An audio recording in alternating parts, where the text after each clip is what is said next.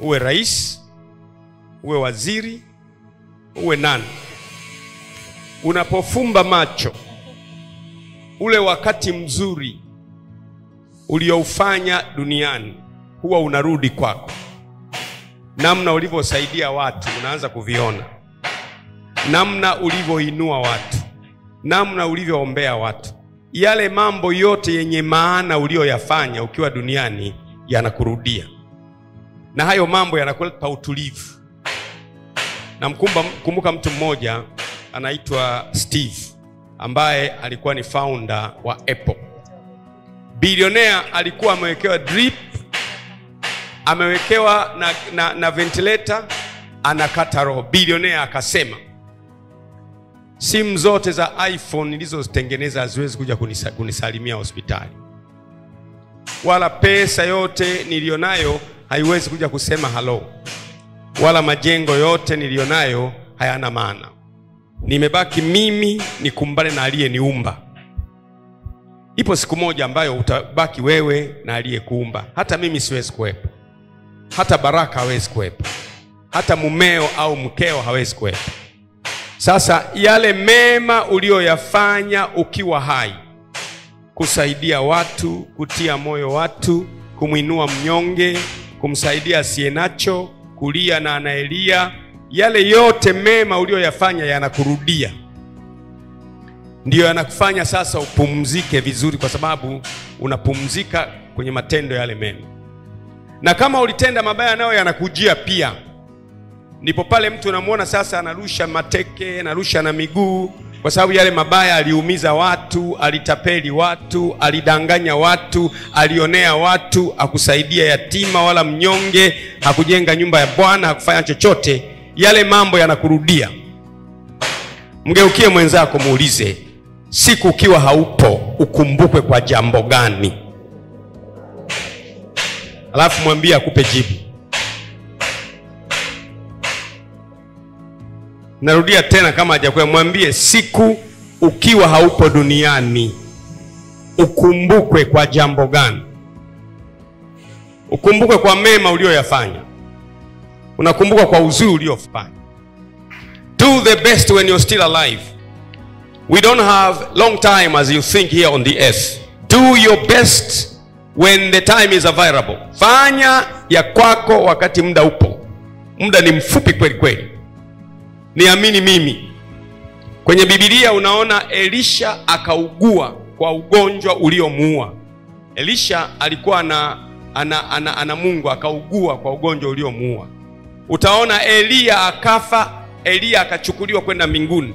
Utaona Henoko, utaona watu waliotembea na Mungu. Musa akapanda kwenye mlima wa Nebo akafa. Utaona Abrahamu, watu waliomuona Mungu uso kwa uso wakazungumza naye hivi, hawapo. Kuonyesha kwamba sisi tu wageni na wasafiri, tunasafiri kwenda kwenye hatima tuliopewa na Mungu. Kwa hiyo ni vizuri kusafiri kwa kasi na kwa usahihi. Nasema kwa kasi na kwa usahihi. Mungu huwa haheshimu kiwango. Mungu huwa anaheshimu zimebaki ngapi baada ya kiwango.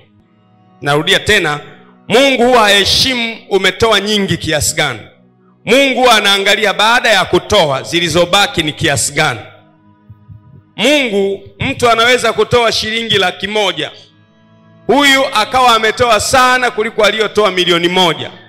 Kwa sababu aliyetoa 100,000 ni hiyo hiyo. Anasema, Mungu nakupa 100,000, hata nauli ya kwenda kanisani sina, hata chakula sina. Mwingine, Mungu nakupa 1,000,000, hii 7,000,000 iliyobaki na ilinda kwa ajili ya ada ya shule ya watoto. Naam, nawaambia huyu mama aliyetoa dinari 1 ametoa kuliko wote, Yesu alisema. Kwa hiyo Mungu huwa angalia ulichotoa, Mungu huwa anaangalia ulichobakiza. Na hiyo ndio ni siri ya kila mtu. Lieni enyi matajiri, kwa sababu mali zenu zimeliwa na nondo. Zimepata kutu na kutu yenu itawashuhudia. Mimi nimejifunza maisha yangu kuishi kwa ajili ya Mungu na ni Mungu peke yake. Kuishi kwa ajili ya Mungu na ni Mungu peke yake. Live for God and God alone. Do not make money or education or connectivity to be the tower, to be the reference, to be the victor of your life. Make God to be the tower and the fortress of your life. Usifanye fedha wala mali wala elimu kuwa ndio ngome ya maisha. Mfanye Mungu kuwa ngome ya maisha na utaishi milele. Tunapomtumikia Mungu we make history. Tunapomtumikia Mungu we make nini? We make history. Usifikiri Mungu anawatumia watu. Mungu anawatumia wale aliowatengeneza. Kwa hiyo usifikiri mambo yanakuja tu hivi. Kwa kadri unavyokaa kwa Bwana muda mrefu, Mungu akitaka kufanya jambo, na ndio maana usihamehame. Kwa sababu kihamahama unakosa historia. Unanielewa? Ukihamahama unakosa nini? Hakuna mahala ambapo wanaweza wakasimama wakasema wanakujua. Leo hapa wiki moja, leo hapa wiki mbili, leo hapa wiki tatu. Siku unapopatwa na jambo, unatafuta watu wa kulia pamoja nao, huwezi kuwapata. Kuna wakati kwenye maisha you must find somebody. Lazima tokee mtu wa kushikilia, wa kusema huyu namfahamu, sikubali aondoke. Sikubali aondoke. Kama mnanielewa, maisha haya kuna wakati unapatwa na tukio, lazima apatikane mtu. Ishi vizuri na watu, ili siku moja Mungu atakapolazimika kumtumia mtu kukuinua, yule mtu asije akakataa.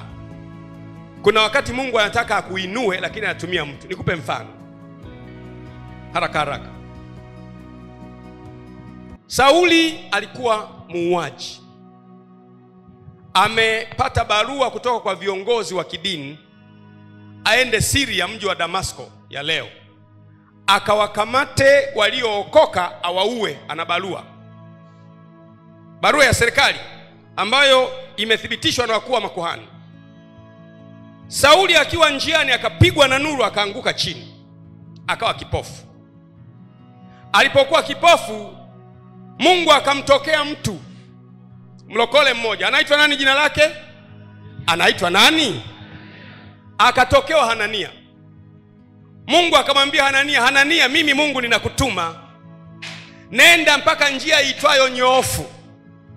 Kuna mtu mmoja, ndugu Sauli, nimemteua awe mtumishi wangu.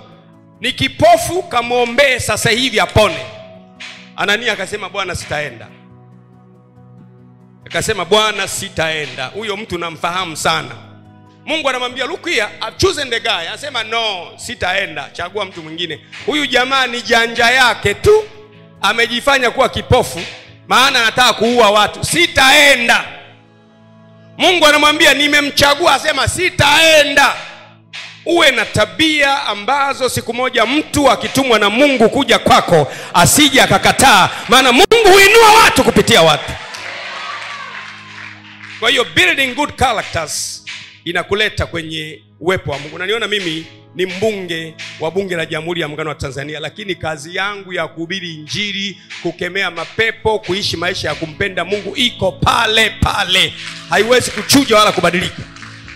Na mpaka leo tunamalizia mwaka huu wa 5, sijawahi kukosa kanisani kwa sababu ya bunge. Niko kanisani nakemea mapepo, niko jimboni. Siku moja kule jimboni kwangu nasikiliza wananchi pale cha Simba. Wananchi mmoja akasema, bwana mheshimiwa mbunge, tuna matatizo ulinzi shirikishi, majambazi wamekuwa wengi sana. Ila sasa ulinzi shirikishi tumekata tamaa. Nikamwambia, kwa nini? Bwana, jambo hatuwezi kuliongea mbunge bwana, hatuwezi kuliongea, tunaogopa. Jamani, kwa nini hawezi kuongea? Na anaweza kuongea. Tunaogopa mzee. Mzee mmoja akasema, basi mimi niongee kwa niaba yao. Watu wengi kwenye kikao. Akasema, tunaogopa ulinzi shirikishi kwa sababu jana tu tulikuwa tunalinda, tunakimbiza, tukamuona paka. Tulipomulika paka akasema, zima tochi.